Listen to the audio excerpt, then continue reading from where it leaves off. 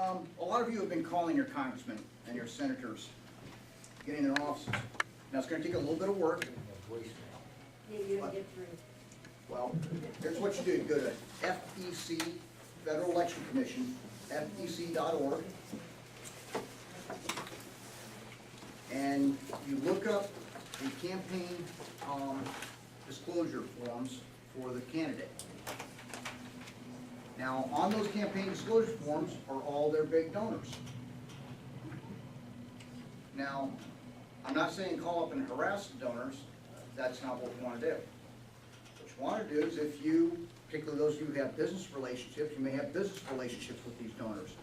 When you look at all the negative effects of this healthcare bill, or the negative effects of cap and trade on the local economy, call up those donors and let them know, hey, do you know this is what this is going to do into our businesses in this area? You know, the raise in taxes, our employees are going to lose their health care, we've got increased payroll taxes, all these things that are killing business. And you let those people know, and perhaps and then what you do is persuade them to call the campaign committee of the congressman or senator. But when you call the campaign committee, and the campaign committee gets a call from that major donor, and it's going to take some work, you might only get one or two, but those one or two gems will be the people who get that congressman's ear and let them know, you vote for this, your support is gone. When they start seeing their campaign coffers dry up, you will get their attention. Yeah. And, I mean, when you call their office, yeah, you'll get their staff, you know, they'll add you to the list. You know, it's a shame that in order to influence something like this bill, and I'm sure you're right, I'm sure you're giving good advice, that we have to go through their pocketbooks rather than a direct appeal as a voter and a constituent. I agree That's with you. far more effective. I think it's a shame. Yeah. I agree with you. But, you know, of course, when you look at Tom Harkin and the Mary Landrieu's Louisiana Purchase vote on the Senate, you know, that's how that's how they're doing the things in the Senate, which is just absolutely wrong. So, no, I agree with you. It's a terrible thing. And oh, by the way, I have no problem telling this to people. People say, well, what if they ever use that against you? Okay, there's $35,100 donors out there. Knock yourself out.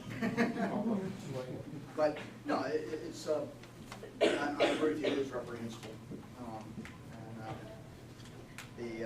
But that, you know, that's the reality of how we deal with it.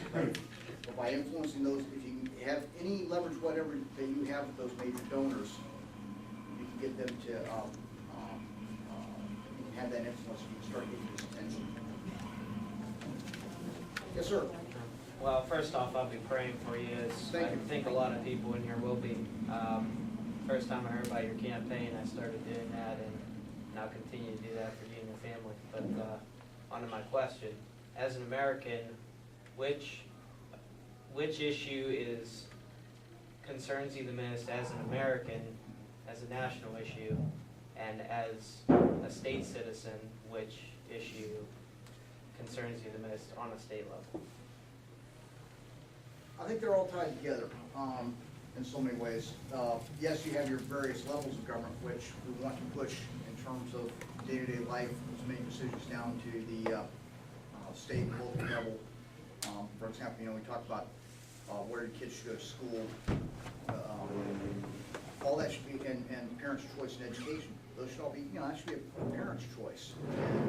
Any and all help, if any, from the government should be pushed down to where parents have that total control. Now, in terms of what do I see as the big issues right now? Unfortunately, right now, as we look at this lay of the land and the current president and Congress we have, there's just so many that have exploded on us. Right. You know, the threat of Islamic terrorism still remains real. We are still a nation at war. On a national level, though, when we look at that, we look at a president who seems more concerned with prosecuting Navy SEALs that happen to treat a terrorist mastermind a little bit badly, or you know, the guys who were finding out about which terrorist threat was coming next for, you know, pouring a little bit of bottled water up some guy's nose. They're more concerned about that than the real evil that we are facing with some of these folks on the battlefield. that's very concerning to me.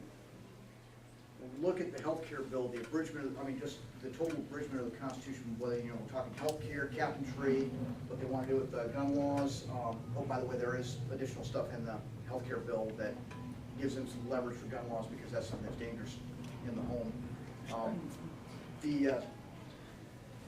But whatever we're talking about, we've just seen this total ramrodding of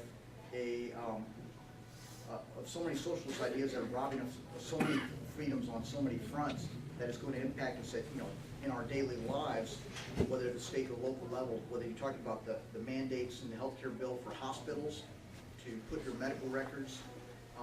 Actually, this is already law, it's in the stimulus bill, to do your medical records that are gonna cost hospitals money and reduce the availability of medical care.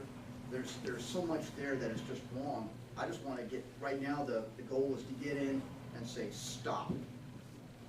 And to turn back this current legislation that, because there's so much that's being rammed down our throats right now, it's impacting us in all three, state, local, and federal levels. Joe, we'll start here and come back over here. Yes, sir. Do you feel the government should be bailing out private businesses? No. No, they don't. Yes, sir. Since you are a retired military, you can speak without fear of impacting your future career as you're over. How much political correctness had an impact on this Major Hassad in killing these 13 people on this Army base? It's obvious all the red flags were there, but you continued to. Yeah, it's, it does impact. I remember sitting in, I told you earlier I was a Russian studies major. One of the things we used to study about the former Soviet Union was they'd have the party meetings, and where everybody had to be politically correct and stand up and toe the party line. I remember sitting in, it was when I went to Germany back to Germany in 2002, and had to sit through an equal opportunity briefing.